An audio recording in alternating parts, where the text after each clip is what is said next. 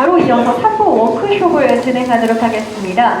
3부 워크숍 시간에는 두 가지 강연이 준비가 되어 있는데요.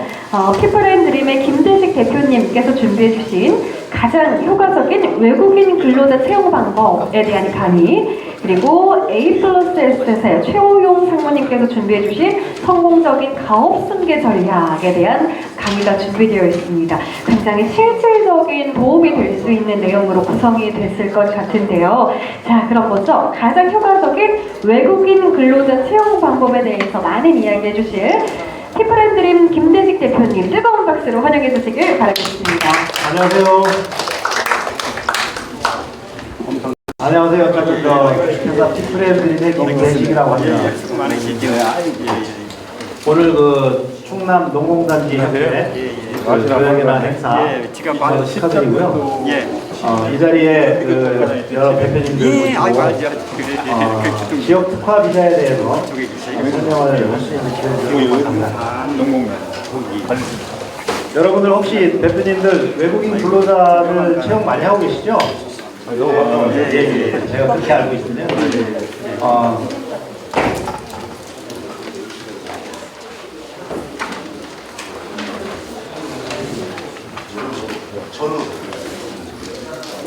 네, 제가 넘길게요.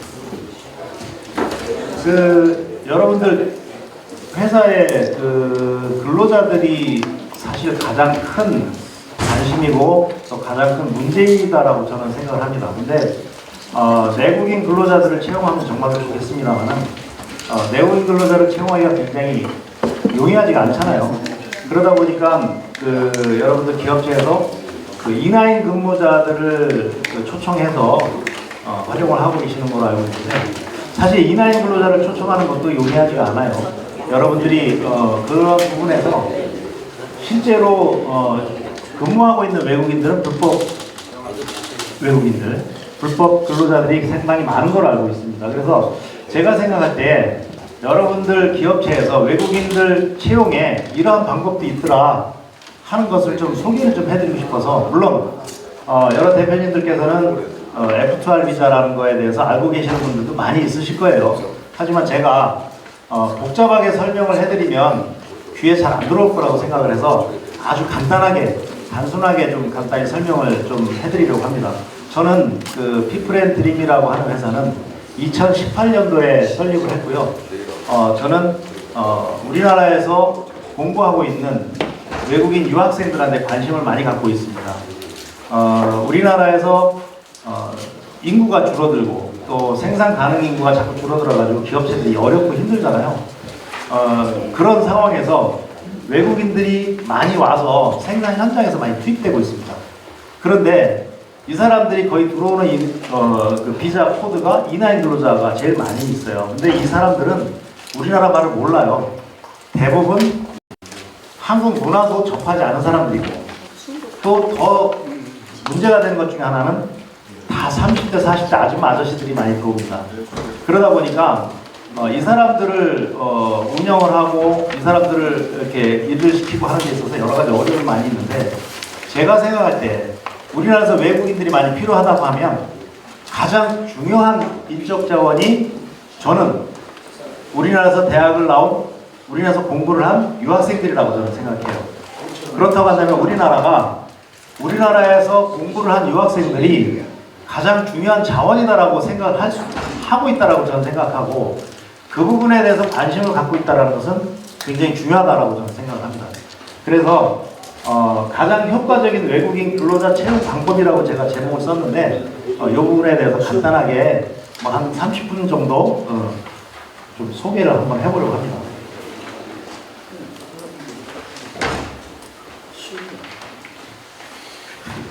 어디에 찍어야 됩니까?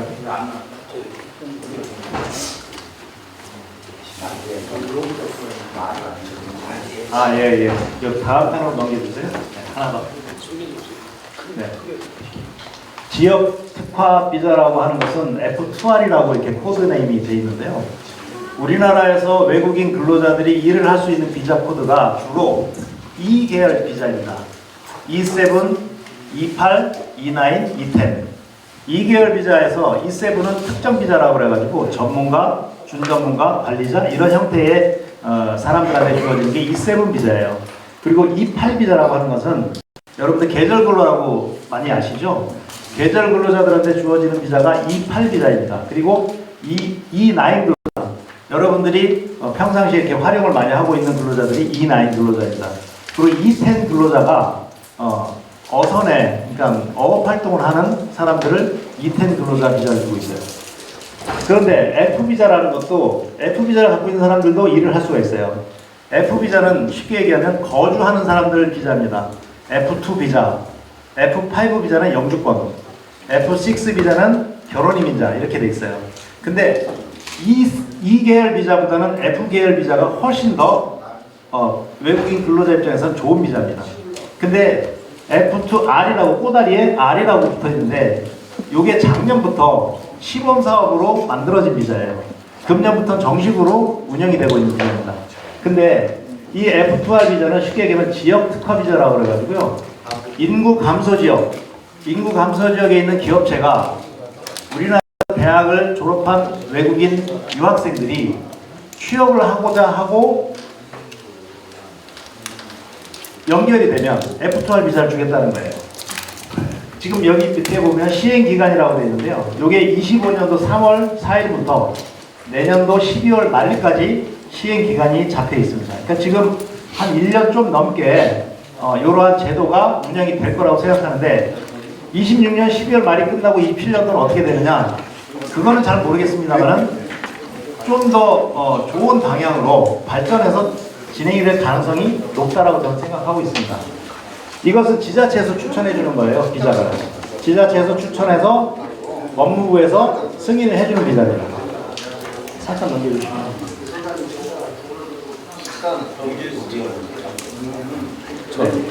그러면 인구 감소 지역이 우리 충청남도에 어느 지역이 돼 있느냐라고 본다면 여기 지금 빨간색으로 쳐져 있는 지역입니다. 공주, 보령, 논산, 금산, 부여, 서천, 청양, 예산, 태안이라고 되어 있습니다. 물론 지금 여기 당진이나 아산이나 천안, 서산, 홍성은 인구 감소 지역으로 지정이 되어 있지는 않은 상태입니다만은 조금씩 인구가 자꾸 줄어들고 있는 것은 분명하죠. 그래서 일단은 여기 빨간색으로 쳐져 있는 지역만 해당이 됩니다. 지금 여기 아까 제가 잠깐 말씀드렸던 내용 중 하나인데요. 어떤 사람들이 F2R 비자를 신청하고 F2R 비자를 받을 수 있느냐? 우리나라에서 전문대학교 이상 졸업한 유학생들, 그리고 어떤 소득 기준이 기준이 되느냐 하는데요. 여기 보면 연소득이 2,941만 8,840원입니다. 그러니까 연봉 계약으로 약 2,900만 원, 월급으로 하면 약 245만 원 정도 계약을 하면 F2R 비자를 주겠다라고 하는 겁니다. 이거는 우리가 지금 최저임금으로 계약을 하게 되면 한 210만 원 정도 되죠.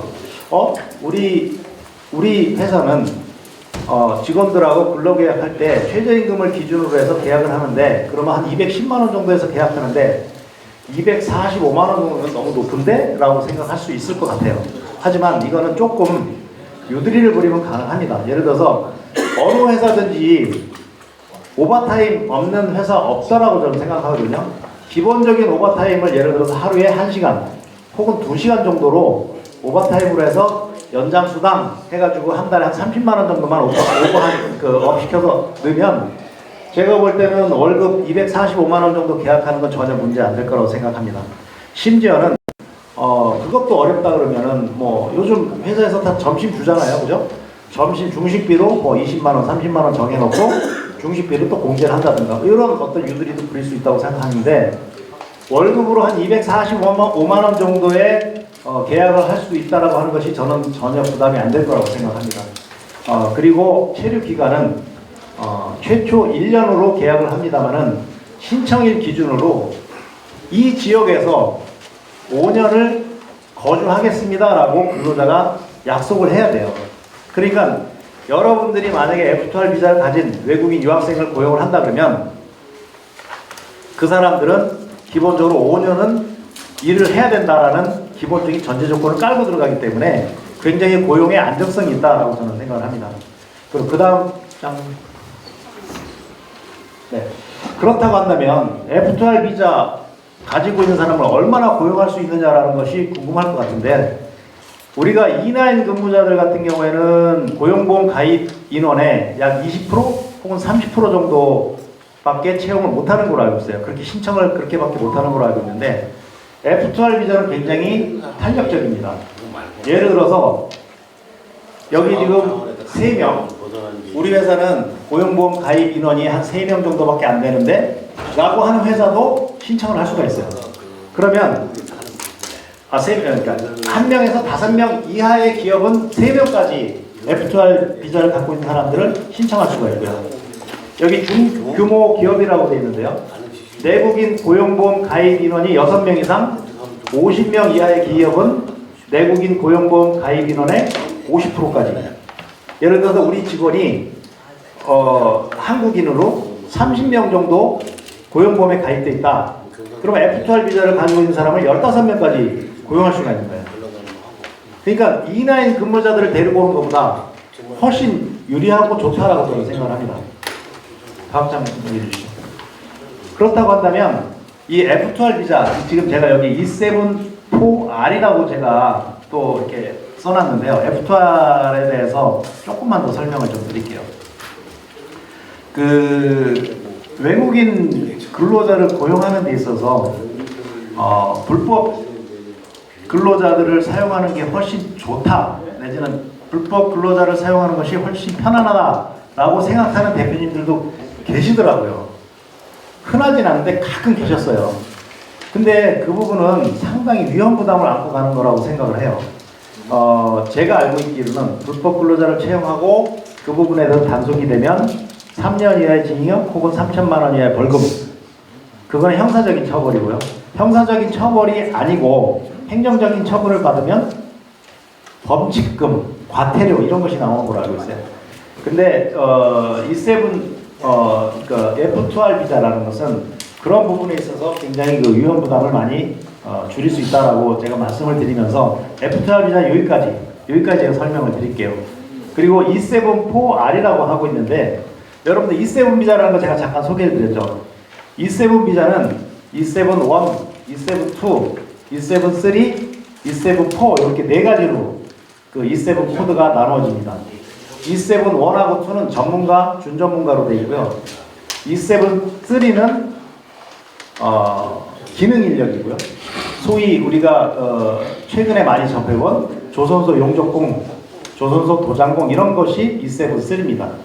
그리고 E74가 있어요. E74는 숙련 기능인이라고 그래가지고 E9 근무자로 온 E9 근무자들이 4년 이상 근무를 하고, 이 사람들이 E9 근무가 최장 근무 가는 날이 4년 10개월입니다. 근데 옛날에는 작년 초까지만 하더라도 E9으로 5년 이상 근무한 사람들한테 숙련 기능공이라고 그래가지고 좀 더 안정적인 E7 비자로 전환을 시켜줬어요. 그거는 회사에서 허락을 받아야 그게 가능했습니다. 그러한 사람들이 E74 비자를 받았었거든요. 4년 이상, 5년 이상이었는데 그것이 작년에 1년이 좀 땡겨져고 4년 이상 근무한 E9 근무자들이 안정적으로 근무를 시키기 위해서 E7 비자, 좋은 비자를 주겠다 한 게 5년에서 4년으로 줄었었어요, 작년에. 근데 E74 해놓고 꼬란 게 또 R이 붙었어요. 요거는 또 마찬가지입니다. 그 인구 감소 지역에 있는 기업체들한테 혜택을 주기 위한 근로자 채용 방법 중에 하나입니다. 기존에 비전문 취업으로 된 E9 근무자, 또 선원 취업으로 되어 있는 E10 비자, 또 방문 취업으로 되어 있는 H2 비자. H2 비자가 뭔지 아신가요? H2 비자는 E9 근무자하고 똑같습니다만은 동포들한테 주는 E9 비자라고 보시면 돼요. 아까 제가 F 비자를 잠깐 설명했는데 F2 비자, F5 비자, F6 비자가를 간단히 설명했지만 F4 비자도 여러분들 기억나실 겁니다. F4 비자는 동포들한테 주는 비자입니다. 근데 여기에 비전문 E9, E10, H2 비자로 한국에서 일정 기간 근무한 외국인 근로자에게 제공되는 지역 특화형 전문 인력 비자입니다. 다음 장 넘겨주시죠. E74R의 자격 요건입니다. 체류 요건이 최근 10년간 E9이나 E10이나 H2 비자로 2년 이상 체류하고 현재 근무처에서 합법적으로 근로하고 있는 사람들한테 주는 비자다. E74R이. 아까 제가 잠깐 설명했던 E9에서 E74로 넘어갈 때 기본적인 조건이 뭐였냐면 4년 이상 근무한 사람들한테 주는 게 E74인데요. E74R은 2년만 근무해도 준다라는 거예요. 아까 얘기했던 인구 감소 지역에 있는 기업체들한테 주는 혜택이다라고 말씀을 드릴 수가 있겠어요. 점수 요건이 맞아야 되는데 평균 소득 혹은 한국어 능력 이런 것을 환산한 점수가 300점이 만점인데 그 중에 200점만 맞으면 E74R 비자를 주겠다. 그 내용입니다. 그리고 소득 기준은 이것도 조금 신경이 쓰이실지 모르겠습니다만 굉장히 제가 볼 때는 어렵지 않다라고 저는 생각합니다. 최근 2년간 연간 평균 2,500만 원 이상 소득이 있는 사람, 연평균 2,500만 원이면요 월소득 200만 원입니다. 월소득 200만 원 이상인 최근, 그러니까 직전 연도 2년 동안 월소득 200만 원 이상 소득을 갖고 있는 사람이라고 한다면 이때는 R을 주겠다. 그리고 농축산업, 내항 상선 종사자는 연간 2,400만 이상이면 주겠다라는 거예요.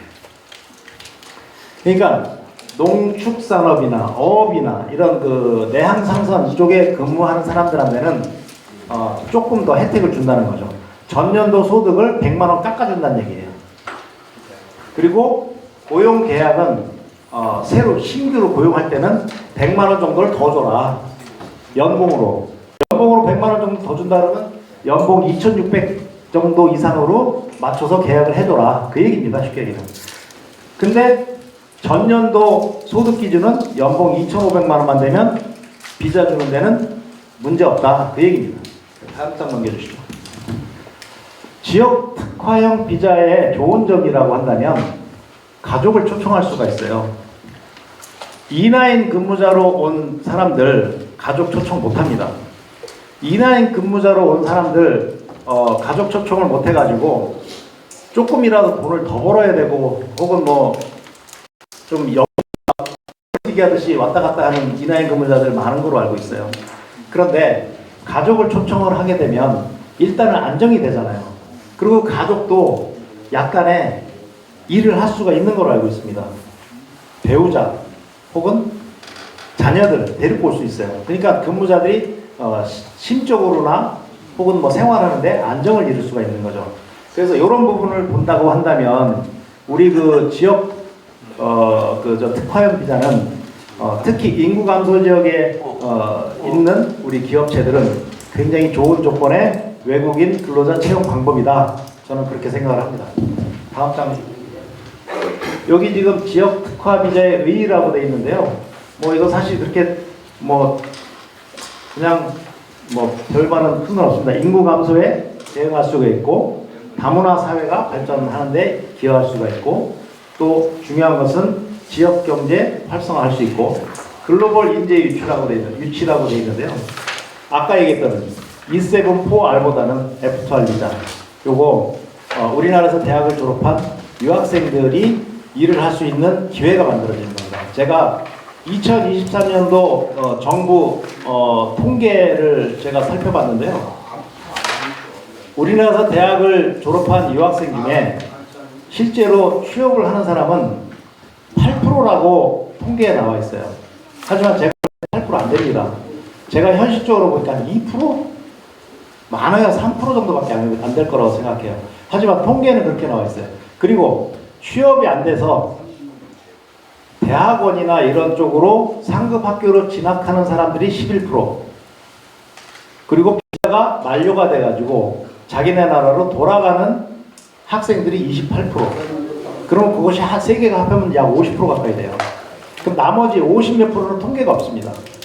통계가 없다는 건 뭐냐면 우리나라에서 대학을 졸업한 유학생들이 졸업을 하고 어떻게 하겠어요? 돈을 벌어야 돼요, 이 사람들은. 우리나라에 유학을 오는 사람들이 유럽이나 미국이나 일본 사람들도 있지만 대부분은 동남아시아, 쉽게 얘기하면 베트남, 뭐 라오스, 뭐 이런데, 필리핀 이런데 학생들이 많이 와요. 그리고 중앙아시아, 우즈베키스탄, 키르기스탄, 카자흐스탄 이런 데 사람들이 많이 오고. 그럼 이 친구들은 아무래도 소득 수준이 우리보다 못하니까 돈을 벌어야 돼요. 이 친구들 정말로 우리나라에 학문을 연구하려고 대학에 오는 사람들은 아마 100명 중에 한두 명밖에 없을 거예요. 대부분의 유학생들은 일을 하려고, 더 노골적으로 얘기하면 돈을 벌려고 오는 겁니다. 근데 이 친구들이 여기 있는 분들 주변에 대학교 있습니다. 대학교 가보면요, 정말 웃겨요. 우리나라 전문대학교 4년제도 그런 경우가 많은데 특히 지방에 있는 대학은 더 심해요. 유학생들이 한국에 와요. 우리 학교에 와요. 근데 우리 학교에서 유학생들을 받는 이유는 뻔합니다. 내국인 학생들이 자꾸 줄어드니까 학생들을 유치해야 대학교가 살아갈 거 아닙니까? 학생들이 없으면 학교 못 닫아야 돼요. 그러다 보니까 학생들을 외국인 유학생을 받아요. 받는데 얘네들이 공부하려고 학교를 다니는 게 아니라 어떻게 해서든지 일을 하려고 합니다. 아르바이트를 하려고 해요. 아르바이트를 해갖고 돈을 그나마 조금이라도 벌어가지고 본국에도 좀 보내줘야 되고. 베트남 같은 경우에는 4년제 대학을 졸업하고 사무직으로 일하면 월급이 우리나라 돈으로 환산할 때 한 4, 5년 전만 해도 한 4, 50만 원밖에 안 됐어요. 요즘 한 7, 80만 원 정도 좀 높아졌다고 하더라고요. 한 4, 5년 전만 하더라도 외국인 유학생들이 한국에 와가지고 학교에 가기도 전에 공항에서부터 이탈하는 친구들이 있었어요. 실제로 그랬습니다. 요즘은 이탈 안 해요. 왜? 얘네들이 이탈을 해가지고 공부에는 전혀 관심 없고 이탈을 해가지고 공장에서 일을 해요. 손에 기름 묻히면서. 그런데 이 친구들 월급 얼마 받는지 아시잖아요. 대부분의 회사는 월급이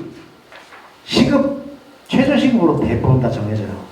거기에 우리는 시급이 플러스 500원 정도 더 줘. 한 1,500원 정도 줄게. 혹은 1,800원 정도 줄게. 이 정도면 많이 주는 거예요. 제가 볼 때는. 그런데 가게에서, 식당에서 접시를 닦아도 최저시급이에요. 근데 얘네들이 이탈을 해가지고 공장에 틀어박혀갖고 손에 기름 묻혀갖고 열심히 일을 하는데 좋은 사장님들 만나면 참 다행이지만 그럼에도 불구하고 좀 안 좋은 사장님도 있어요. 그러면 이 친구들 굉장히 힘듭니다. 그걸 알아요. 월급도 제대로 못 받고 너희 놈의 새끼 막 그냥 욕먹어가면서 해도 최저시급밖에 못 받아요. 하지만 학교를 다니면서 식당에서 접시를 닦아도 최저시급이에요. 그러니까 얘네들이 그걸 알기 때문에 이탈을 안 해요. 이탈을 안 하고 가능하면 한국에서 버티자 이런 생각을 갖고 오는 애들이 더 많아지고 있습니다. 근데 웃긴 거는 뭐냐면 학교에서도 그거를 인정을 해줘요. 제가 얼마 전에 저 시골에 있는 모 학교를 갔는데 그 학교에 외국인 유학생이 한 2,000명 정도 된대요. 한국인 학생들은 500명, 600명 정도밖에 안 된대요. 근데 외국인 학생들이 일주일에 수업을 하루만 나와도 된대요. 나머지는 수업을 안 나와도 된대요. 이 친구들이 전국에 흩어져 갖고 일을 하는 거예요. 공장에도 가고 뭐 어디도 가고 해요. 근데 비상 연락망이 갖춰져 있는 거예요. 비상 연락망 갖춰져, 야 내일 저기 뭐 어디서 조사하는데 그 비상 연락망 때리면 그 다음 날은 다 학교에 오는 거예요. 안 잘리는 겁니다. 학교도 살고 학생도 살고 이렇게 해서 졸업을 해요. 자, 이 친구들이 한국에 와서 대학을 졸업했어요. 그렇게 해갖고 일을 해야 됩니다. 이걸 정부가 모르는 게 아니에요. 다 알아요. 이 친구들이 한국에서 어학연수 2년, 전문대학교 최소 2년, 4년제 대학교 4년. 그러면 최소 6년에서 7년 정도를 한국에서 생활했던 사람들이면 한국말 잘 알고요. 그리고 한국 문화도 알고요. 젊어요. 물론 그럼에도 불구하고 이 친구들 눈높이가 한국에서 한 5, 6년, 6, 7년, 7, 8년 살다 보면 눈높이가 높아져가지고 사무직 뭐 이런 거 원하는 사람도 있는데 공부도 안 한 외국인 유학생들 대학교 졸업했다고 우리나라 기업체에서 사무직으로 써줄까요? 안 써줍니다. 그렇다고 한다면 이 친구들은 결국 갈 수 있는 데는 현장이에요. 그거를 저는 제가 여기 요거 한 장만 더 넘겨주시겠습니까? 이제 마무리를 해야 될 때가 됐는데요. 제가 깜빡하고 여기 그 PT 자료에 저희 회사 소개를 안 넣네요. 저희 회사 소개를 안 넣고 여기 만약에 마지막에 보면 피플앤드림 대표 김대식이라고 되어 있습니다. 혹시 이런 부분에 대해서 관심이 있으시면 저한테 연락 주시면 되고요. 한편으로 제가 더 말씀드리고 싶은 거는 저는 행정사는 아닙니다. 행정사는 아닙니다만은 저희 직원 중에 행정사가 있고요. 법무부에서 30년 이상 정말 행정 출입국 관련한 제도를 만들고 제도를 위반했던 분들이 그래서 직원으로 있고요. 그런 분들을 통해 갖고 도움을 드릴 수가 있습니다. 그리고 아까도 잠깐 말씀드렸다시피 저는 유학생들한테 관심을 많이 갖고 있는 일을 하고 있어요. 취업을 도와준다든가 혹은 거주를 도와준다든가 혹은 입학을 도와준다든가 혹은 이 사람들 비자를 도와준다든가 뭐 이런 역할을 많이 하고 있으니까요. 혹시 그런 부분에 관심 있으신 분들은 저한테 연락을 주시면 되겠습니다. 그리고 네이버에 People and Dream 하고 검색을 하시면 저희 회사 홈페이지도 있고요. 여러분들 그 페이스북 하시는 분들도 있을 겁니다. 페이스북에 보시면 페이스북에 영어로 people 그리고 and는 이 기호가 아니라 그 뉴스 할 때 n people and dream 치면 페이스북에도 저희 회사 팔로워가 한 15,000명 정도 됩니다. 굉장히 열심히 하고 있고요. 혹시 관심이 있거나 그러시면 연락을 주시면 성심성의껏 여러분들 그 직원 채용하는데 도움이 될 수 있게끔 도움을 드리겠습니다. 감사합니다. 네, 혹시 질문 있으신 분이 계실까요? 손을 들어주시면 마이크 전달 드리도록 하겠습니다. 네, 질문 있으면 질문 받겠습니다. 없습니다. 네, 없으시면 바로 다음 강의를 소개해 드리도록 하겠습니다. 효과적인 외국인 지원자 채용 방법의 김대식 대표님이셨습니다. 고맙습니다. 네, 다음 강의는요.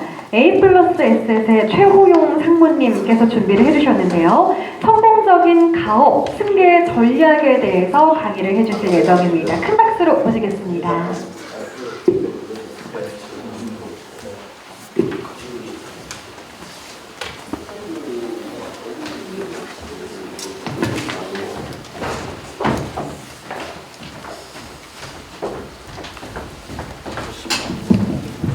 네, 반갑습니다. A+S의 최호영입니다.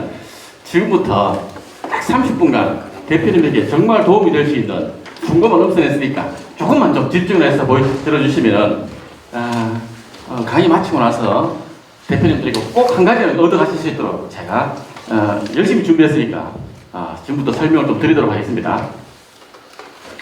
네, 저는 A+S에 소속되어 있고요. 저도 이제 회사에서 오래 일하다 보니까 저도 이제 임원으로 4년 전에 승진을 했습니다. 제가 갖고 있는 자격증 중에 CFP라는 자격증이 있는데요. 주로 이런 일을 합니다. 네. 여기 보시는 것처럼 투자, 세금, 부동산, 보험, 상속, 은퇴, 금융 등 종합적인 재무 관리를 해주는 그런 일을 현재 제가 맡아서 하고 있는데요. 제가 이 일을 한 지가 금융기관에 소속된 지가 제가 29년째 이제 일을 하고 있고, 특히나 대표님들을 포함해서 VIP 고객들을 자산관리 서비스를 한 지가 제가 한 18년째 이제 일을 이제 하고 있습니다. 저와 같이 일을 하는 사람들인데요. 제가 주로 VIP 고객분들 자산관리 컨설팅을 하다 보니까 우리나라의 부자들은 부동산 부자가 많으셔서 부동산 제 스텝이 있고요. 그리고 제가 주로 하는 일이 절세 상품들을 많이 안내드리는 일을 하다 보니까 세무사가 직원으로 고용을 하고 있고요. 그리고 경우에 따라서는 또 소송과 관련된 일들을 제가 도와드리고 있기 때문에 변호사도 저희 직원으로 중개를 하고 있고요. 그리고 저와 같이 현장에서 우리 대표님들하고 같이 상담을 진행해드리는 직원도 오늘 함께 와 있으니까 오늘 제 설명을 들으시고 혹시라도 추가적으로 조금 더 궁금한 사항이 있거나 질문 사항이 있으면은 제가 강의 마칠 때까지 뒤에서 대기하고 있을 테니까 그때 개별적으로 질문해 주시면 좋을 것 같습니다. 자, 지금부터 본 강의를 시작할 텐데요. 작은 테마가 세 가지인데, 첫 번째가 제가 주로 어떤 부분에서 대표님들을 도움을 드릴 수 있는지, 거기에 대한 조언의 주제가 처음에 잠깐 소개를 좀 드리고요. 두 번째, 오늘 본 주제인 가압상속과 관련돼서 가압성계와 관련된 얘기를 사례를 섞어서 제가 설명을 드리도록 하겠습니다. 마지막에 제가 시간이 조금 더 있으면은 최근에 제가 대표님들에게 많이 전달해 드린 것 중에 하나가 회사 자금을 활용하는 방법 중에 하나로 미지급 배당이라는 얘기를 많이 설명을 드리고 있는데요. 제가 지금 나눠드렸던 자료에도 아마 리플렛이 한 장짜리로 두 장이 제가 넣어드렸는데 그 중에 하나가 요 주제로 되어 있으니까 보시고 특히 궁금하시면은 강의 마치고 개별적으로 질문해 주시면 좋을 것 같습니다. 자, 그러면 본 강의 시작하도록 하겠습니다. 법인의 라이프 사이클에 따라서 대표님들이 관심을 가지고 꼭 챙겨 보셔야 되는 사회적인 부분들인데요. 주로 제가 많이 말씀을 드리는 부분들입니다. 사람과 마찬가지로 법인도 이렇게 나고 자라고 성장하고 이런 과정들을 겪게 됩니다. 각각의 단계별로 대표님들이 꼭 챙겨보시면 도움이 될 만한 것들을 제가 몇 가지를 엄선했으니까 한번 보시도록 하시죠. 창업 단계에서는 주로 정관 말씀을 좀 많이 드립니다. 법인을 설립할 때 최초의 정관을 만드시는 거니까요. 여기서 특히 관심 있게 보셔야 될 내용들이 지급 규정들입니다. 특히 회사의 가장 중요한 핵심 직원인 임원분들을 위한 보상 체계가 잘 갖춰져 있는가 보는 것이 중요한데요. 혹시 대표님들 이런 거 보신 적이 있으십니까? 관할 세무서에서 이런 통지서를 받아보신 적이 혹시 있을지 모르겠습니다. 내용이 뭐냐면요. 임원 보수 관련된 자료를 제출하십시오 라고 이렇게 통지서를 관할 세무서에서 안 나오는 경우가 있습니다.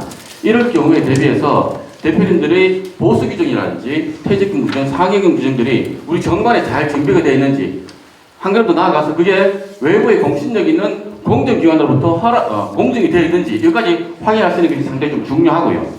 두 번째가 회사가 이제 창업을 단계를 거치고 성장을 하게 되면 기업 규모를 크기 위해서 자본금을 조달할 수가 있습니다. 이때 자본금을 조달할 때 정책 자금에 대해서 저희가 안내해 드리도록 하고요. 세 번째 단계가 이제 매출도 커지고 수익 규모도 커지게 되면은 이제 수익도 많이 나고, 그러다 보면은 절차에 대해서 관심을 가지는 그런 단계일 겁니다. 그래서 여러 가지 절차 전략을 제가 말씀드리고 있고요. 네 번째 단계가 안정 단계인데요. 이 단계가 들었으면은 회사는 안정적으로 성장을 하고 있고 수익을 지속적으로 창출할 수 있는 그런 단계에 진입을 하게 됩니다. 그러면 회사의 사회에 있는 내부 유보금을 회사의 임원분들이 안정적으로 합리적으로 절세할 수 있도록 옮길 수 있는 방안에 대해서 안내를 드리고 있고요. 마지막에 보전에도 한번 잠깐 보여드리도록 하겠습니다. 혹시 대표님은 회사로부터 소득을 한 몇 가지 정도를 받고 계십니까? 제가 이 앞에 보여드렸는데요. 회사를 운영한 대표님은 회사로부터 소득을 총 10가지를 만들 수가 있습니다. 주주로서의 소득이 한 3가지 정도가 있고요. 그리고 임직원으로서 받을 수 있는 소득이 총 7가지가 있습니다. 보시면은 제가 표시를 해놨는데요. 빨간 것으로 되어 있는 것이 최고 세율입니다. 49.5%, 49.5%. 우리 소득세율의 최고 세율 구간이 49.5%니까요. 급여를 계속 많이 올릴 수는 없지 않습니까? 거기에 여러 가지 형태로 소득을 분산해서 가져오게 되면 그 자체가 절세가 되는 것들이죠. 그리고 마지막 단계가 오늘 말씀드릴 핵심 주제인 승계와 관련된 내용들인데요. 두 번째 테마가 바로 가압승계와 관련된 내용들입니다. 제가 성장 단계별로 이렇게 말씀을 좀 드렸습니다만은 제가 최근 18년간 우리 여기 계신 대표님들을 만나 뵙고 말씀을 드린 결과 대표님들께서는 이런 얘기를 듣고 싶어 하시더라고요. 대표님들이 주로 알고 싶어 하는 법인과 관련된 내용들이 총 25가지 정도로 제가 정리를 해봤었는데요. 그 중에서 굵은 글씨로 적혀 있는 것들이 특히나 질문들이 또 많으셨고 많이들 듣기를 원하셨던 그런 부분들입니다. 그래서 이 중에서 한 10가지 정도를 추려서 제가 별도로 우리 대표님들에게 나눠드렸던 유인물안에 브로셔가 있습니다. 거기에서 특히나 대표님들이 질문이 많았던 내용들을 따로 골라놨었고요. 낮장으로 한 2장 정도 리플렛을 더 넣어드렸는데 최근에 제가 대표님들을 막 뵙게 되면 많이 말씀드리는 그런 내용들로 구성을 해놨습니다. 자, 그럼 오늘은 이 많은 내용들 중에서 그 중에서 가압승계와 관련된 얘기를 중점적으로 좀 전달드리도록 하겠습니다. 자, 그러면은 가압승계에 대해서 한번 말씀을 드려볼 할 텐데요. 가압승계를 염두에 두고 계시는 분들은 아마 일반적으로 이 정도 로드맵을 그리시고 보시면은 우리 회사는 어느 방향이 적당할 것 같다, 좋을 것 같다라고 감을 좀 잡으실 수 있을 텐데요. 회사를 창립했던 대표님이 회사를 잘 성장시키고 그 다음 세대에게 회사를 물려주려고 할 때 방법이 첫 번째 단계가 가장 효율적이고 세금을 많이 절세할 수 있는 방법이 운영하시는 회사를 상속을 통해서 넘겨주는 방법일 겁니다. 운영하던 회사를 넘겨주는 방법에는 크게 두 가지가 있는데요. 첫 번째가 가압 상속 공제를 받는 방법이 있고요. 두 번째가 산하승계의 주식을 증여해주는 가압 상속을 전제로 한 사전 증여 제도가 있습니다. 두 가지 케이스 모두 최대 600억까지 세금을 공제를 받을 수가 있기 때문에 이 방법이 회사를 물려주는 가장 효율적이고 합리적인 방법이 될 수가 있습니다만은 이따가 제가 보여드리겠습니다만은 이렇게 좋은 제도를 그렇게 잘 신청을 하지는 않습니다. 왜 그런지도 이따가 설명을 드리도록 하고요. 두 번째 케이스가 가압 상속 공제를 받으려면 요건이 필요합니다. 그리고 사업 관리 요건도 필요한데 그걸 충족시키지 못하는 사업장이 있을 수도 있습니다. 경우에 따라서는 가압 상속 공제를 신청하지 않고 그냥 일반 상속으로 가는 경우도 있습니다. 제가 방금 말씀드렸던 것처럼 가압을 물려받을 수 있는 2세대가 없거나 아니면 가압을 물려받아야 되는 2세대가 아버지 회사에 관심이 없거나 아니면 가압 상속 공제 요건을 충족시킬 수 없는 그런 상황이 생긴다면 어쩔 수 없이 일반 상속으로 가셔야 되는 거지요. 그렇게 되면은 첫 번째, 두 번째에서 보셨던 세금 공제 혜택을 보실 수가 없습니다. 일반 상속으로 가셔야 되니까 상속세를 많이 내셔야 되는 거죠. 그래서 일반적으로 대표님들이 나중에 상속이 되실 때 대표님이 가지고 계시는 자산을 분석을 해보니까 제일 많은 자산이 우리 회사 주식이라는 얘기죠. 개인적으로 부동산이라든지 현금을 가지고 있는 것은 별로 많지가 않고 회사 주식을 거의 다 많이 가지고 계시는데요. 그렇게 회사 주식을 그 다음 세대에게 물려주면 이게 바로 현금이 되는 재산이 아니고 국세청 입장에서는 현금으로 세금을 받아야 되는데 주식으로 받지는 않거든요. 그래서 그 경우를 대비해서 상속세 재원을 마련하기 위한 플랜을 별도로 수립하시는 것이 나중을 위해서, 2세대를 위해서 훨씬 도움이 될 거고요. 그리고 이 상속세 재원을 마련하는 플랜 중에 하나가 회사의 자본금을 줄이는 감자 제도를 이용하는 방법들이 많이들 활용이 되고 있는데요. 최근에는 유상감자보다는 미처분 이익을 소각시키는 방법으로 많이들 활용하고 있습니다. 이 내용은 좀 길기 때문에 나중에 참고적 질문해 주시면 따로 설명을 드리도록 하고요. 일반 상속이 만약에 안 되는 경우도 있을 수 있습니다. 어떤 경우냐니까 자제분이 여러 분이 있습니다. 그럼 첫째 자녀한테는 회사를 물려주는데 둘째나 셋째 자녀한테는 아무것도 안 줄 수는 없지 않습니까? 어쨌든 물려주려고 하는데 지차에게는 다른 회사를 물려줘야 되는 거죠. 네, 다른 회사를 물려줘야 되고 또 경우에 따라서는 회사를 물려받아야 되는 자제분이 아버지 회사 말고 자기가 관심 있는 회사가 달리 있을 수도 있습니다. 그럴 경우에는 자녀가 원하는 회사를 창립시키고 거기에 자금을 지원해주는 제도를 활용할 수가 있는데요. 여기 또 두 가지 케이스가 있는데 첫 번째 케이스가 첫 번째가 창업자금을 정렬해 줄 경우에 세법적으로 세금 혜택을 받을 수 있는 조세 특례 제도가 있고요. 두 번째가 자금을 증여를 하는 것이 아니고 아예 자녀 회사에다가 돈을 빌려주는 이른바 대여금 플랜으로 자금을 이전해주는 그런 방법들도 있습니다. 어쨌든 첫 번째, 두 번째가 안 되면은 세 번째 단계로 갔을 경우에는 실제로 새로 회사를 차렸을 경우에 부모님이 지원해 줄 수 있는 제도하고 현금을 주는 것이 아니고 빌려주는 경우 두 가지 케이스가 있고요. 마지막에는 요즘 대표님도 많은 분들이 그렇게 생각하고 있고 우리 자제분들도 경우에 따라서는 뭐 공무원에 취업을 하고 있다든지 좋은 회사에 취업하고 있으면 굳이 아버지 회사를 물려받지 않고 자기가 지금 이제 다니고 있는 직장에 만족해서 아버지 회사를 물려받지 않으려는 분들도 있고요. 경우에 따라서는 이 일 내가 열심히 하는데 내 때에서 이제 그만둬야 되겠다라고 생각하시는 분도 있습니다. 그러면 맨 마지막에 단계가 바로 청산 단계. 청산 단계인데요. 이 청산 단계에서도 좀 신중해야 되는 것들이 잘못 청산하게 되면 법에서 폭탄을 맞을 수가 있기 때문에 세금을 잘 절세할 수 있는 방법으로 하시는 것이 좋겠고요. 자, 그러면 첫 번째 단계 가압 승계와 관련해서 세금 혜택만 간단하게 제가 설명을 드리고 넘어가도록 하겠습니다. 회사를 물려주는 방법에는 산하생계를 물려주는 방법에는 지금 운영하고 있는 회사를 물려주는 방법이 있고 앞에서 설명드렸던 것처럼 자녀가 원하는 회사를 창립해서 그게 자금을 지원해주는 방법이 있습니다. 각각의 경우에 어느 정도 세금 혜택이 있느냐 하니까요. 운영하고 있는 회사를 자녀에게 물려줄 때는 최고 600억까지 세금을 공제를 받을 수가 있습니다. 상속재산에서 드러낼 수가 있는 것들이지요. 대부분의 재산이 사업자산이라면 세금을 거의 안 낼 수도 있는 부분들입니다. 물론 개인재산은 나중에 별도로 상속세를 내야 됩니다만 기존에 있는 법인의 주식을 자녀에게 물려줄 때 조건만 맞으면 최대 600억까지 상속 공제를 받을 수가 있습니다. 그러면은 내 회사를 물려주는 것이 아니고 자녀가 자기가 하고 싶은 분야의 회사를 차려서 새로 신규로 창업할 경우에는 최대 100억까지 자금을 지원해 줄 수 있는데, 증여를 하는 거니까 증여세를 내야 될 텐데, 대표님, 우리나라에서는 재산이 30억이 넘어가면 50%가 세금입니다. 상속세든 증여세든 세율은 똑같습니다. 그런데 이 경우에는 세금을 10%로 아주 낮은 세금으로 재산을 100억까지 넘겨줄 수 있는 그런 방법들이 있습니다. 이따가 좀 더 상세히 보도록 하고요.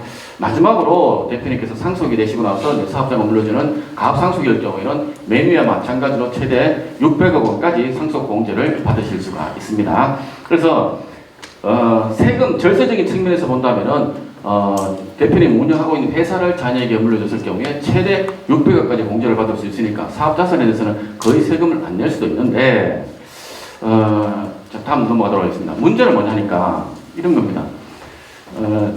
작년에 우리나라에서 상속세를 신고한 인원이 약 2만 명 정도가 있습니다. 그 중에서 실제로 가압상속공제를 신청한 사람이 물론 쭉 올라가고 있는데 늘긴 늘었습니다만은 2023년도에 188명, 아마 작년에도 비슷한 수준으로 예측을 해봅니다. 그러면은 2만 명 중에서 200명도 안 되니까 신청 건수가 1%가 채 안 됩니다. 이렇게 세금 혜택을 많이 주고 좋은 제도가 있는데도 불구하고 사람들이 이렇게 신청을 늘었는 게 이 정도 수준입니다. 생각보다는 신청을 좀 많이 안 합니다. 그리고 금액적인 측면에서 봤을 경우에는 총 신청한 금액이 1조 2천억 원 정도니까 회사당 한 70억 원 정도 이렇게 평균적으로 그 정도 규모가 되는 사업장에서 이 제도를 이용을 했다 하는 걸 알 수가 있는데요. 어쨌든 간에 절대 건수에 비해서는 1%가 채 안 되는 수준밖에 되지 않습니다. 그런데 이게 다가 아니고요. 신청을 한다고 해서 다 받아들여지는 것이 아니고 그 중에 25%에서 30% 정도는 그조차도 거절당하는 경우가 있습니다. 신청이 제대로 잘 안 되는 거죠. 왜 그런가 봤더니만 가압 상속 요건하고 사업관리 요건을 해서 두 가지 요건을 충족을 시켜줘야지만 앞에 설명드렸던 그런 세금 혜택을 고스란히 보실 수가 있는 거죠. 그리고 가압 상속 요건은 이렇습니다. 회사는 매출액 자산 규모 업종 제한에 맞춰서 중소기업 범위에 들어가야 되는 것이고요. 그 회사를 물려주는 피상속인의 경우는 최소한 회사를 10년 이상 운영하시고 물려받는 자녀는 적어도 부모님이 돌아가시기 전에 2년 전부터 회사에 들어와서 일을 하고 있어야 되는 것이죠. 그리고 2년 이내에 대표이사로 등재를 해야 되는, 회사적인 가압적인 요건도 있습니다만 사실 요거는 웬만하면 다 충족을 시키는데요. 사실 사업관리 요건 때문에 현장에서는 많이들 이렇게 개선에 대한 어떤 의견들을 많이 주셨습니다. 가압을 물려받는 상속인 입장에서는 5년간 가압에 계속해서 종사해야 되고요. 절대로 아버님한테 받은 지분을 줄여서도 안 되고, 사업자산을 팔아먹어도 안 되고, 폐업을 해서도 안 되고, 5년간 정기적 근로자 수라든지 소득도 줄여서는 안 되는 거죠. 그래서 5년간은 적어도 이 조건을 유지를 해줘야지만이 앞에서 벗었던 세금 혜택을 고스란히 보실 수가 있는데요. 불과 몇 년 전만 해도 10년이었습니다. 이게 2년 전에 7년으로 줄었다가 현재는 5년으로 그냥 좀 완화된 것이 이 정도 수준이고요. 사업을 하다 보면은 이런 경우는 충분히 이렇게 지킬 수는 있습니다만은 제가 신청을 앞두고 있는 대표님한테 제가 한 가지 또 팁을 드리면은 회사가 부동산을 많이 가지고 있는 사업장은 저는 가급적이면 신청을 좀 우려 섞인 얘기를 좀 많이 하는 편입니다. 사업을 하다 보면은 사업자산으로 부동산을 취득하실 수도 있는데요. 이게 나중에 상속이 되고 나면은 좀 세무적인 용어입니다만은 양도세 2월 과세를 적용받아서 그걸 물려받은 자녀 입장에서는 나중에 양도세 폭탄을 맞을 수가 있습니다. 그래서 사실은 부동산을 많이 있는 사업장 측에서는 저는 크게 권하지는 않고 위험 요인에 대해서 반드시 또 설명을 드리기도 하고 있고요.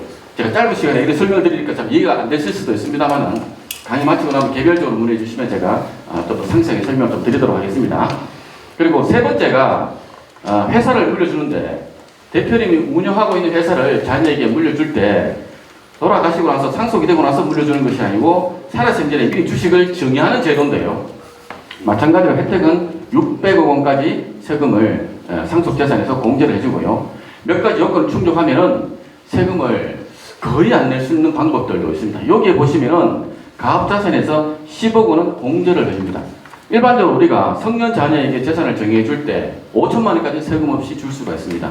그런데 부모님이 가지고 있는 주식을 자녀에게 줄 때는 10억 원까지 주더라도 세금 한 푼도 안 내도 됩니다. 10억 원까지는 증여세 자체가 비과세가 되는 거죠. 10억 원보다도 더 줄 경우에는 10%만 세금 내면 됩니다. 우리가 일반적으로 10억이 넘어가게 되면 세금이 40%입니다. 증여세가. 그런데 부모님이 회사의 주식을 자녀에게 물려줄 때는 10억까지는 세금이 없고 10억이 넘어가면 10%만 세금을 내면 되는 것이죠. 다만 좀 챙기셔야 될 것은 뭐냐 하니까요. 주식을 물려받는 자녀분 입장에서는 10억까지는 세금 없고 10억을 넘어간 금액이 됐으면 10%만 세금을 내고 증여세 신고를 완료하시면 되는데요. 나중에 어떻게 되냐니까요. 주식을 물려준 부모님께서 상속이 됐을 경우는 정산을 과세합니다. 무슨 말이냐니까요. 부모님이 돌아가실 때 가지고 계셨던 다른 개인 재산과 합산해서 이미 받았던 주식을 정산해서 세금 내도록 되어 있으니까 그것만 염두에 두시면 되겠습니다. 지금 이전할 때는 세금이 거의 없는데 나중에 부모님이 상속이 되시면 그때 다른 재산과 합산한다 정도만 이해해 주시면 되겠고, 이걸 하는 이유는 뭐냐니까요. 자녀분이 아버님 주식을 물려받아서 기업을 키워서 기업 가치를 훨씬 더 크게 성장을 시켰다 하더라도 성장은 가치는 고스란히 자녀 거고요. 자녀가 나중에 상속세 합산하는 것은 10년 전, 20년 전에 그때 받았던 자산 가치만 상속재산에 포함시킨다, 이렇게 보시면 되겠습니다. 사례를 한번 설명을 좀 드려보도록 하겠습니다. 최근에 제가 상담했던 사례인데요. 아버님이 가지고 있는 주식을 자녀에게 물려주는 그런 케이스입니다. 그래서 가압승기를 중점으로 해서 증여를 합니다. 성년 자녀에게 물려줄 텐데요. 주식을 줄 때는 자녀에게만 줄 수 있습니다. 혜택은. 그래서 10억 원까지 제가 세금이 없다라고 말씀을 드렸는데요. 그래서 10억 원을 평가를 해보니까 주식의 37%가 이전이 가능합니다. 부모님이 가지고 있는 주식의 37%가 이전이 가능하고요. 그리고 이 10억 원 이외에도 일반 증여 5천만 원 여전히 한도가 있기 때문에 일반 증여 5천만 원 최대한 활용하니까 1.8% 섞어서 38.8%까지 아버님이 가지고 있는 주식을 자녀에게 이전하더라도 증여세는 한 푼도 없는 거죠. 그 말고도 배우자에게 만약에 증여를 하게 되면은 배우자에게 일반 증여만 가능한데요. 6억 원까지 세금 없는 거 아시지 않습니까? 배우자에게 재산을 넣을 때는 6억까지 세금이 없는데요. 평가해보니까 22%까지 세금 없이 지원을 해줄 수가, 넘겨줄 수가 있는 거죠. 그래서 현재는 98% 부분을 대표님이 가지고 있던 주식을 자제분에게 38.8%, 사모님에게 22%, 이렇게 이전하고 나니까 대표님 지분 가치는 37%로 줄어들어서 가족에게 증여세 한 푼 없이 자산을 이전할 수 있는 그런 효과가 생겼습니다. 만약에 대표님이 가지고 있는 지분 가치가 지금 현재가 작년 연말 기준에서 한 26억 5천만 원 정도가 되는데요. 이거 가압승계 증여세 특례제도를 활용해서 전액 지금 이전을 하고 싶다 하면 세금 내셔야 되겠죠. 10억이 넘어가기 때문에 그 세금이 6천만 원 정도, 10억을 초과하는 금액에 대해서는 10% 정도 세금을 부담하시면 되는 거고요. 사후관리요건 5년간 충족시켜 주셔야 됩니다. 그래서 일부러 인정할 때는 지금 당장에는 비용이 전혀 발생하는 것이 없습니다. 그리고 네 번째 자산을 이전시켜주는 방법에 자녀가 원하는 회사를 창립시켜주는 거죠. 자녀가 원하는 회사를 세우고 거기다가 자금을 지원해주는데 그 지원해주는 자금이 창업자금에 대한 증여세 특례제도를 활용할 수가 있는데요. 여기 보시는 것처럼 최대 100억 원까지 세금을 낮게 해서 줄 수가 있습니다. 여기는 5억까지는 세금이 없습니다. 앞에 제도하고 조금 다릅니다. 이거는 새로 회사를 창립할 경우에 내 회사를 줄 때는 10억까지 세금이 없고요. 새로운 자녀가 원하는 회사를 새로 설립할 경우에는 5억 원까지 현금을 증여하더라도 세금 없이 줄 수가 있습니다. 조건은 회사를 차려야 되는 거죠. 사타 등록을 해야 됩니다. 그리고 5억을 넘어가게 되면 10%만 세금을 내면 됩니다. 50억까지는 10%까지만 세금을 내면 되는데 혹시 창립을 하면서 회사를 설립하면서 직원을 10명 이상 고용을 하게 되면 50억을 더 줄 수 있습니다. 총 그래서 100억까지 10%의 세율, 낮은 세율로 자금을 지원해 줄 수가 있는 것이죠. 물론 여기에 해당되는 가능한 업종도 있고 불가능한 업종도 있습니다. 어떤 업종이 불가능하냐면요. 요즘 경치 좋은데 야외에 가면은 대형 베이커리 카페가 많이 있죠. 거기에 사장님들 보면 대부분 젊은 사장님들입니다. 부모님들이 자녀가 원하는 게 젊은 친구들은 커피 좋아하지 않습니까? 커피 가게 차리는데 커피는 여기 창업자금 지금 특례 불가능한 업종입니다. 그래서 여기 보시면 음식점 있지 않습니까? 커피 가게에 빵 팔고 디저트 팔고 이런 것들은 음식점으로 들어가서 여기 해당이 되시고 그래서 그렇게 해서 교외에 있는 넓은 부지에 시설 잘해서 이렇게 회사를 차려주는데 베이커리 카페를 차려주는데 5억까지 세는 증인세가 없고요. 그 추가되는 금액에 대해서는 증인세 10% 정도 부담할 수 있도록 그렇게 제도를 활용을 하고 있습니다. 자, 그런데 지금 보신 거는 창업 자금에 대한 증여고요. 일반 증여를 만약 하게 되면 세금을 고스란히 다 내야 되는 거죠.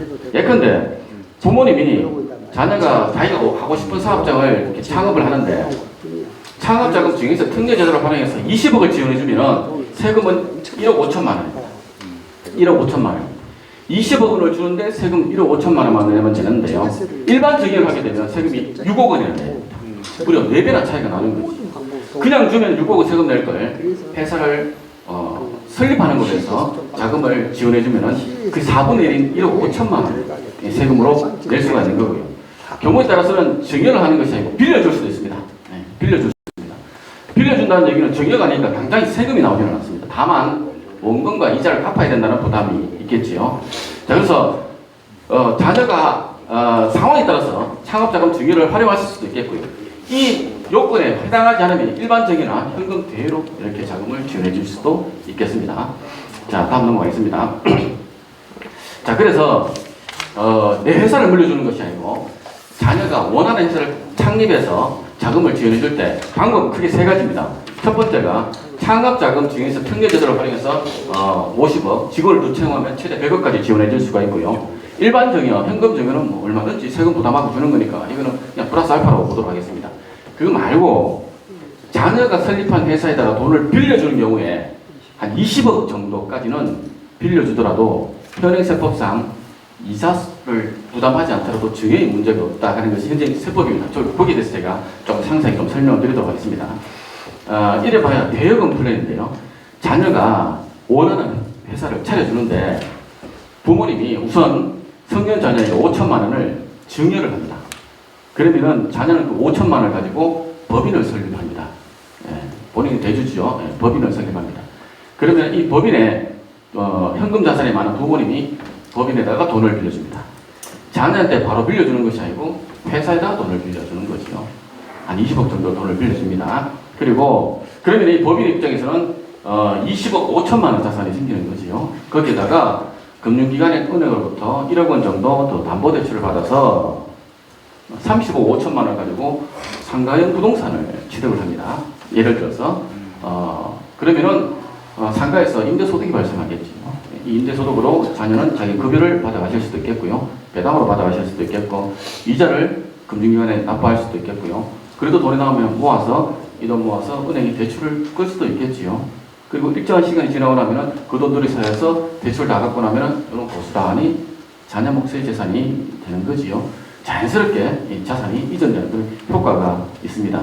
자, 그런데 은행은 당연히 이자를 내야 되는 거고요. 부모님이 빌려준 20억에 대해서는 이자를 안 내도 됩니까? 법인 입장에서, 자녀 법인 입장에서는 이자를 안 내도 됩니까? 라고 이렇게 질문하시면 이자를 지급하지 않아도 증여 문제가 생기지 않는 것이 빌려준 돈에 이자가 연간 1억 원이 안 나면 그 금액에 대해서는 법인이 부모님에게 이자를 주지 않더라도 증여받은 거잖아. 이렇게 보지 않는다는 거죠. 이 한도가 한 20억 정도가 됩니다. 그 넘어가게 되면은 증여로 보기 때문에 자녀가 증여세를 내야 되는데요. 한 20억 정도까지는 세금 없이 부모님 돈을 무상으로 쓸 수 있고 시간만 많이 확보된다면 자녀분 입장에서는 자산 형성을 할 수 있는 기회를 삼을 수도 있는 거지요. 마지막으로 한 가지만 더 설명드리고 상속과 관련된 얘기를 마무리하도록 하겠습니다. 그냥 사례를 한번 들어보도록 하겠습니다. 그냥 극단적인 사례인데요. 이 대표님이 재산이 회사 지분 100억만 있다고 생각하겠습니다. 개인 재산은 전혀 없고 회사 지분만 100억 있는 대표님입니다. 이분이 나중에 이제 상속이 되시면 상속세만 한 30억 정도 나옵니다. 배우자 계시고 자녀가 있다는 가정하면 배우자 공제, 자녀 공제 최대한 활용하시면 세금은 한 30억 정도 이렇게 나올 겁니다. 그런데 대표님이 물려주는 거는 회사 주식밖에 없는데 세금 30억은 현금으로 납부하셔야 되는 거죠. 이게 제일 큰 문제입니다. 이 상속세를 낼 만큼 이렇게 현금 유동성이 많은 가정이 그렇게 많지가 않습니다. 그래서 대표님은 이런 문제가 생길 걸 미리 예측을 하고 회사 자금으로 보험금 30억이 나오도록 본인이 상속이 될 경우에 대비해서 한 30억 정도 보험금이 나오도록 회사 명의로 보험 계약을 하는 거죠. 사망보장보험을 가입을 하는 겁니다. 회사 자금으로 이렇게 본인 유고 시에 상속세 전말을 목적으로 이렇게 가입하는 거죠. 자, 그러면은 실제로 대표님께서 상속이 되는 상황이 생기면 회사 주식 100억 원을 우리 가족들에게 물려주게 될 겁니다. 그러면은 국세청에서는 세금 내라고 하겠죠. 30억 세금 내라고 할 겁니다. 근데 이 상속이 물려받은 거는 현금이 아니고 주식을 받았는데, 그럼 이 주식 가지고 상속세를 내려고 하니까 국세청에서는 안 받아주는 거지. 왜냐하니까 국세청에서도 환가성이 없는 비상장 주식을 받아서 나중에 공물 처분해봐야 실제로 환가되는 것이 30%가 채 안 된다 하더라고요. 100억 받아봐야 30억도 못 건지니까 아예 안 받는 거죠. 그럼 언제 받았으면 나 받은 게 이밖에 없는데, 다른 개인 재산이 전혀 없을 경우 집 한 채 빼고 살고 있는 주거용 주택을 제외하고 다른 재산을 다 처분하고도 이밖에 없으면 그 재산에 받아준답니다. 그러면 대부분 회사 고객 가정에서는 받아들이기가 쉽지가 않죠. 그래서 이렇게 100억치 받은 이 주식을 결국에는 환가를 하려면은 사준 사람이 아무도 없으니까 결국 내 회사에 팔아야 되는 거죠. 그래서 대표님 회사에다가 주고 현금 30억을 가져오는 거죠. 자본금을 그만큼 주식을 소각시키면서 그 대가로 30억을 받아오는데, 이 30억은 어딨냐니까 보험금 30억 받은 게 있으니까 요걸로 활용을 하는 거죠. 그러면 상수인 입장에서는 30억원치에 해당되는 주식을 회사에다 넘기고 그 대가로 현금 30억을 받아서 국세청에 상속세를 납부하시면 되는 거죠. 실제로 대표님들이 상속이 되셨을 경우에 재산의 어떤 규모를 보니까 회사 주식이 제일 많더라는 얘기죠. 집 한 채 있고 상가 조매랑 하나 있고 현금 조금 있고 정도니까 상속세를 낼 만한 어떤 현금 지원이 많이 좀 부족한 편이었습니다. 그래서 맨 마지막에 이렇게 준비하시는 분들도 있으시고요. 제가 여기까지 설명을 드리고, 지금부터 한 5분 정도만 제가 최근에 대표님들에게 많이 설명드리고 있는 미지급 배당을 활용해서 목돈을 마련하는 플랜에 대해서 간략하게 설명드리고 마무리하도록 하겠습니다. 제가 나눠드렸던 리플렛에도 한 장이 있는데요. 간략한 내용이 있습니다. 미처분 이익 이용이라고 하는 것은 그런 거죠. 한 해 동안 회사가 사업을 하고 나서 벌어들인 수익도 있고 지출도 있을 겁니다. 그래서 직원들에게 월급도 주고 물건값도 주고 맨 마지막에 세금도 다 주고, 그리고 주주들에게 배당도 다 하고 남는 돈, 그 남는 돈이 만약에 있다면 그 돈은 회사의 자본 계정 항목으로 미처분 이익 항목으로 차곡차곡 쌓입니다. 배당을 잘 안 하시지 않습니까, 우리 대표님들? 20년, 30년 회사를 운영하는데도 배당을 한 번도 안 해보신 분들이 많으시더라고요. 그거 꼭 해야 됩니까? 이렇게 물어보신 분도 있고. 그래서 제가 지금부터 팁을 하나 잠깐 설명을 드리도록 하겠습니다. 배당은 이자와 포함해서 1년에 2천만 원이 넘어가면 금융소득종합과세라고 해서 다른 소득과 합산해서 세금 좀 많이 냅니다. 최고세율이 49.5%입니다. 그런데 2천만 원이 안 넘어가면 15.4%만 세금 내면 됩니다. 그러니까 2천만 원에 배당을 발생시키면 세금은 308만 원 냅니다. 좋은 점은 뭐냐니까요. 우리가 급여를 올리게 되면 4대 보험 가끔세를 내야 되죠. 그리고 그 이름에 건강보험료가 늘어납니다. 4대 보험 가끔세가 늘어납니다. 그런데 배당은 그런 건 없습니다. 15.4% 내면 됩니다. 2천이 안 넘어가면. 그러면 세금 308만 원 제하고 실제로 배당금은 1692만 원입니다. 이거를 배당을 결의하게 되면은 배당금을 지급을 하게 될 텐데요. 안 받고 배당금을 안 받고 회사에다가 달아놓습니다. 그러면 재무상태표에 부치 항목에 미지급금 항목에 미지급 배당금이라는 형태로 이렇게 부치 항목이 이렇게 잡힙니다. 자, 여기서 대표님이 하시는 액션 플랜은요, 하나밖에 없습니다. 매년 결산할 때마다 저는 배당하겠습니다라고 기장대리 세무사님에게 얘기만 하시면 됩니다. 법인 입장에서는 308만 원, 배당할 때마다 308만 원만 그러니까 세금을 내면 됩니다. 대표님이 부담하는 건 아무것도 없습니다. 어차피 받아야 되는 돈에서 떼는 거니까 대표님은 배당해 주세요라고 얘기만 하면 되는 거죠. 자, 그런데 이거를 한 해만 하는 것이 아니고 잊지 말고 매년 꾸준하게 한번 해봅시다. 한 5년 했습니다. 잊지 말고 매년 결산할 때마다 기장대리 세무사님한테 배당해 주세요. 2천만 원 이렇게 얘기하시는 거지요. 그리고 5년을 모으니까 이 원금이 8,460만 원입니다. 한 해에는 1,692만 원인데요. 이 돈 받으시면 대부분 대표님 저축하시는 분도 물론 있겠습니다만 소비성 지출도 소진될 가능성이 상당히 큽니다. 근데 이게 한 5년 모아놓으니까 목돈이 되어버렸어요. 목돈이 됐지, 그죠? 근데 실제 돈을 받은 건 아무것도 없습니다. 근데 회사에다 그냥 쌓아놓은 거지요. 회사에다 쌓아놨습니다. 원하시면 언제든지 현금으로 가져가실 수가 있습니다. 시간이 돈을 만들어준 거죠. 벌써 사업을 20년, 30년을 해오신 대표님들 시간의 돈을 만들어주는데요. 부담하시는 이런 플랜을 했을 경우에 장점은요. 일단은 회사로부터 자금을 가져오는데 세금이 적다. 15.4%만 부담하면 된다. 4대 보험 가건세하고는 전혀 관계가 없다는 얘기고요. 두 번째, 대표님은 하시는 일이 배당 지시만 하면 됩니다. 기상대리세무서한테 3월 달에 결산하실 때 매년 배당해주세요라고 얘기만 하시면 되는 거죠. 다른 건 일제 뭐 하실 게 없습니다. 그리고 미처분 이용금이 줄어듭니다. 미처분 이용금, 자본에 잡혀있던 미처분 이용금이 부채항목으로 계산이 되면서 회사의 순자산 가치가 조금씩 줄어드는 효과가 있습니다. 앞에서 내 회사의 주식을 자녀에게 물려줄 때 문제가 되는 것이 뭐냐니까요. 주가가 많이 올라서 이전 비용이 많이 들어서 그렇습니다. 결국 핵심은 이전 비용을 줄이려면 주가를 떨어뜨리는 전략을 쓰셔야 되는데요. 그 중에 하나가 이 배당을 활용하는 방법입니다. 이렇게 하시면 제도는 준비가 된 거죠. 예, 제도는 준비가 됐습니다. 문제는 한 5년 지나고 와서 돈이 한 8,460만 원 받아와야 되는데 회사에 그 돈이 있으면 참 얼마나 좋겠습니까? 그죠? 예. 잠깐 현금이 그만큼 있으면 참 좋겠는데 한꺼번에 준비하시기가 쉽지 않으니까 제가 1분만 그 상품을 효율적으로 활용할 수 있는 상품을 제가 잠깐만 소개시켜드리고 마무리하도록 하겠습니다. 매년 배당이 2천만 원 똑같이 처리합니다. 예. 그러면 실제로 1,692만 원 회사에다가 달아놓을 텐데요. 이걸 언젠가 내가 찾아와야 되기 때문에 지금부터 꾸준하게 매월 회사 명의로 저축을 합니다.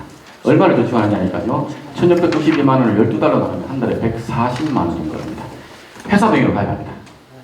제가 사례로 든 건 신한생명의 저축 상품인데요. 종신보험인데 나중에 만기되니까 이자가 어느 것보다 더 많이 나옵니다. 어쨌든 그 상품인데요. 5년간 불입을 했습니다. 5년간 불입을 하면은 원금이 8,460만 원 들어가 있습니다.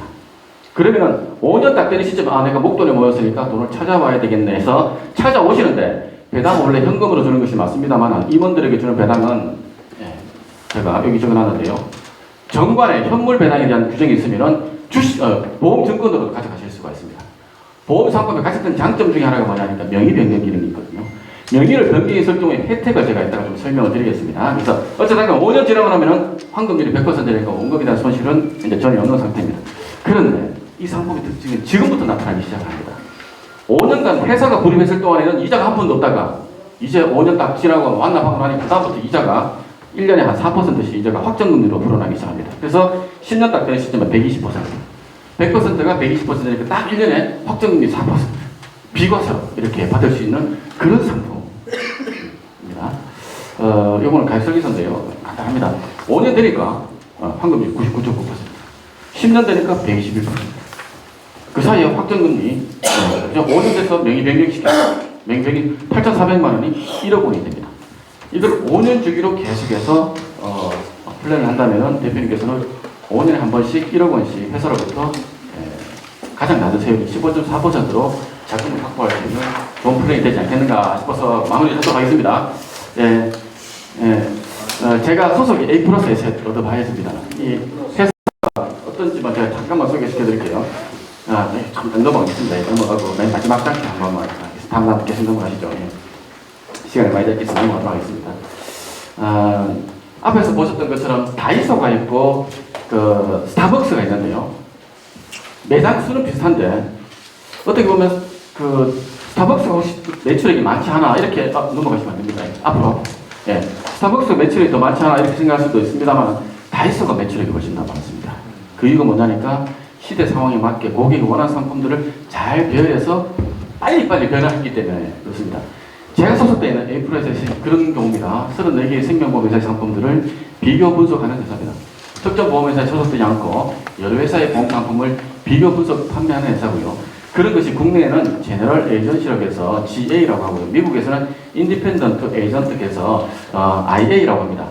현재 국내에 있는 GA가 회사의 숫자로만 본다면 한 5천여 개 정도가 있습니다만 코스피에 상장된 회사는 즉 A 플러스 셋이 유일합니다. 지금 오늘 저와 같이 오신 분 중에 정원희 이사님이 있으신데요. 이분이 여기 대전 쪽 그리고 공주 쪽에 여기 계시는 우리 대표님들한테 이제 앞으로 조언해 주실 현장에서 같이 상담하고 조언해 주실 그런 분입니다. 그리고 제가 그 우리 이사님께서 나눠드렸던 그 유인물 안에 설문서도 있는데 그 설문서 작성하셔서 궁금하신 거 적어주시면 또 우리 이사님이 준비하셨던 소정의 선물도 드린다고 하니까 좀 작성해 주시면 좋겠고요. 이사님 와서 잠깐만 인사하시겠습니다.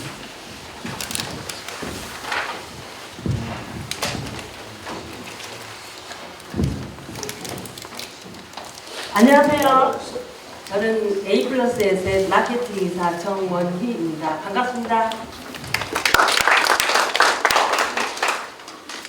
이렇게 귀한 자리에 이렇게 멋진 대표님들 만나뵙게 돼서 정말 영광입니다. 가업성의 강의 경청해 주셔서 감사드리고요.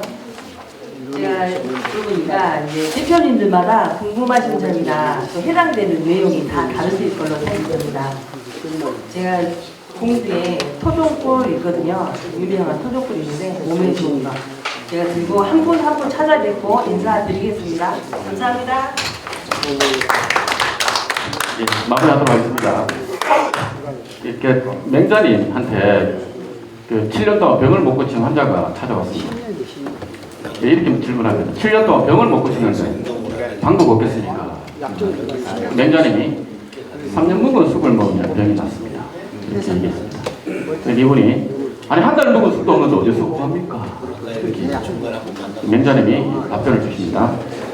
오늘 캐는 쑥은 한 달 뒤에는 한 달 묵은 쑥, 1년 뒤에 1년 묵은 쑥, 그렇죠? 예, 3년 묵은 쑥은 오늘 캐서 3년 묵은 드시면 중요한 것은 지금 시작하시면 되겠죠. 혹시 궁금하신 사항이 있으면 저희가 우리 대표님들의 그 정보원 역할을 하도록 하겠습니다. 주로 제가 한 일이 대표님들이 애로사항을 하게 되는 해결사 역할을 하고 있으니까 많이 좀 찾아주시면 좋겠습니다. 장시간 경청해주셔서 감사합니다. 마치겠습니다. 혹시 질문 있으신 분 계실까요? 네, 없으시면 마치도록 하겠습니다. 지금까지 성공적인 가업승계 전략의 A+S의 최호용 상무님이었습니다. 긴 시간 멋진 강연 감사합니다. 네, 이렇게 해서 오늘 행사 3부 워크숍까지 모두 마무리하도록 하겠고요. 이후에 만찬 그리고 보다 편안한 교류의 시간이 마련되어 있습니다. 만찬은 교육연구원 입구 동택탕으로 준비가 되어 있으니까 모두 참석하셔서 맛있는 시간 또 행복한 시간 보내시길 바라겠습니다. 오늘 긴 시간 고생 많으셨습니다. 식사 맛있게 하세요. 고맙습니다.